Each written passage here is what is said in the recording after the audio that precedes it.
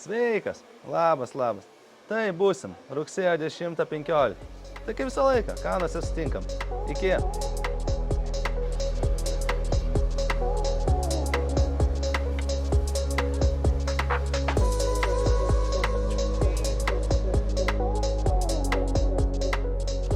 Vyrai.